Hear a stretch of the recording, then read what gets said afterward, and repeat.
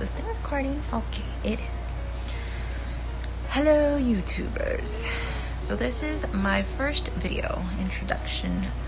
So we are going to be doing some fertility testing, which we already actually started. Me and my husband Anthony, named Susanna, we've been trying to conceive now for, I want to say, almost 10 years now. We've had some loss in the process, not very easy, but we still have high hopes to actually bring a baby into this world and have a full-term pregnancy. So we actually had gotten a referral from my doctor for our fertility doctor. We were on the wait list for about 6 months. This was, I want to say the referral was sent in maybe like October or November of 2019, and I actually got a call on, I think it was the month of April, the very beginning, I got a call on February 2020 to have our first appointment on March 16th. So we were able to see the doctor the first time March 16th, and she asked us the questions, typically what we asked in a fertility, how long we've been trying, if I'm on any birth control, if I have any idea as to why we haven't been able to. So then she made us fill out a form, of all the things in our life, our background, and she told us, obviously, the drinking needs to stop, the vaping, which we stopped, and she actually did referrals for us to do blood work, for me to do an HSG tube test to make sure my fallopian tubes and everything is good and there's nothing wrong in there, no pox, nothing, and for him to do a sperm analysis.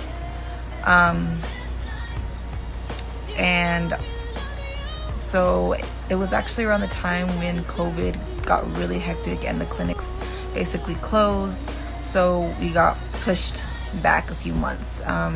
We actually were not able to do our blood work up until,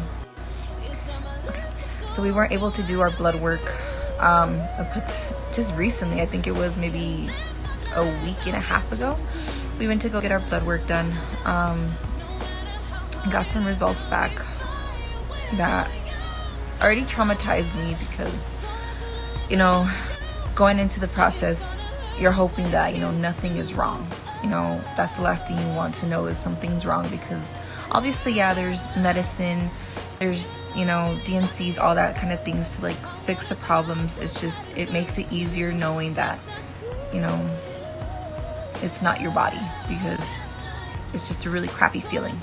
I got my results and I was actually high levels on prolactin, which is a pituitary gland that they need to actually check to see if I don't have a brain tumor. It's not cancerous, but it's still a really scary thing, if the levels are to get too high, it does mess with my vision, it does mess with, the connections of, to me, be able to have the baby, to be able to hold the baby full term, and to actually even be able to conceive and just to ovulate. It messes with the hormones. My thyroid levels actually, they weren't out of range. They were at a 2.4 and normal is like a 4.0, but my doctor actually wants to bring me down to a 2.0 just to be able to make a successful pregnancy happen without any miscarriages. So I'm actually gonna be, or I've been on for the second day now on a thyroid medication to bring down those levels. It's like a half a tablet once a day in the morning, 2 hours before I eat breakfast. Okay, 2 hours before I eat breakfast. So I set an alarm, 5 a.m. I take my medicine, go back to bed, wake up at 7:30. Husband gets home, make breakfast. And so for the prolactin levels, she's actually wants me to hold off. She wants to make sure that there was nothing that conflicted with my levels. So she wants me to retest for both the thyroid and the prolactin in 3 weeks once I'm done with the medication for the 3 weeks for the thyroid medicine. And hopefully those levels aren't high or they've gone down, because she stated if they are the same or they do go higher, she wants to go ahead and send me a referral to get an MRI scan for my brain to make sure that there is no tumor growing in there, and if there is, then need to go on some medication so that can actually shrink, so I can have the hormones to ovulate. So it's going to be quite a process. I'm hoping that, you know, if they do find a tumor, it's not as big as it should. My levels actually came back at like a 49.9. Normal range for a non-pregnant woman is nothing above 25, and obviously mine skyrocketed and I'm like 20 past that. There are some women that have it up to like 150 to 300, and that is like a for sure you have a tumor. So I'm hoping that, you know, my levels are just right before anything and they can just bring it down with medication, because like I said, it's a scary thing, and just having to already go through 2 surgeries for my hernia and trying to have a baby and having all these things just like get in our way, and then just it's actually quite frustrating, and it's very emotional. Sorry. So my husband, now for his blood work, he actually, everything was fine for his blood. His semen analysis came back not too great, actually. He did give me the consent to go ahead and speak of this. Of course, I wouldn't put his information out there if he was not okay. So just so you guys know, I'm not a horrible wife. So yeah, so his test came back. He came back at 11 million sperm count, which is not good. The average is supposed to be actually 39 million, and to be able to go ahead and conceive, like to have, you know, good fertility, and for him, you know, to give us a chance, it has to be at least 25 million. So pretty far away from that. So his motility actually came out slow, so it's really low. Sorry, not slow, low motility sperm count, and the shape came back abnormal. It was a really hard thing to process, just because I wanted it to just be me, the problem to be me. I did not want him to ever feel like any kind of way that he was able to provide what we wanted, because in the long run, it's both of us. So we have to get through this together. And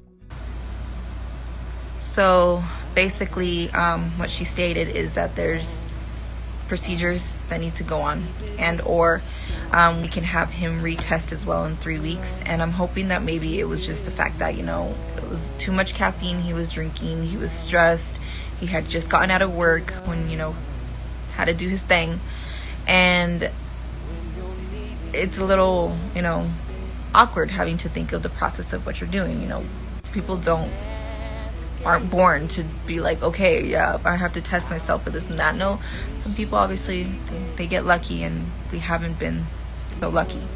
So like I said, I'm hoping that it was just a very awkward situation for him, and he just needs to test again and prove it wrong that, you know, he is great and nothing is wrong. So we're gonna go ahead and do that in 3 weeks for him. So if the tests obviously come back to where it's the same for his semen analysis, the procedures that she did intend were the IUI, which is insemination from his semen into my oven. And basically they clean it out, they get it up there to get as close as it can so the sperm can have a chance to actually survive, to get to me. And or if we choose not to, or if we choose to do both and take one step over the other, it would be IVF. Expensive. I honestly never wanted to be in this situation, but it is what it is, and honestly we're trying everything we can. Sorry. Okay, sorry. So we're trying everything we can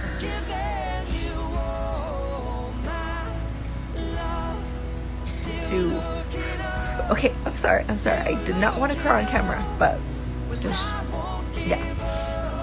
So we're gonna try everything we can, obviously medications, procedures, whatever needs to be done, because you know it gets tough. Almost 30, and you know I see all my friends having their babies, and no, don't get me wrong, I'm super excited for you guys. It hurts, you know, to know that we can't have that as easy as everybody, but in time. So this was just a little preview of our journey, just to get you guys up to date with how it is. So hopefully we have another appointment coming again soon with my doctor. Also for the HSG tubing test. It's actually quite expensive, so my husband's been working some overtime, or trying to get some overtime. It's like $300, and that's with insurance, and it's just the beginning, so I can only imagine how much it's gonna be. But in all reality, money means nothing compared to having that little bundle of joy. And you know, I just want to be able to make him feel like the dad that he wants to be, that he's always wanted to be, and I want to be able to provide that and have our family. Obviously we are a family, but to have that missing puzzle piece would mean the world, obviously. So as the journey progresses, I will be posting up videos. Anybody that wants to join us can go ahead and do so. I'm so sorry I don't have a camera yet. I'm actually we're trying to save some money to go ahead and get one, so I can actually do a little bit better videos. So for now, just using the phone, using Snapchat. Gotta do the filter because the face, just, yeah, trying to make it nice and pretty. But all aside, thank you so much for those that have been following my journey. I hope that I'm not, you know, getting on your guys' nerves or anything. It's just, it's the way that it helps me express my emotions and helps me vent out. And if you are there to follow me and my husband along on the journey, thank you so much. We appreciate you guys so much and love you all. Bye.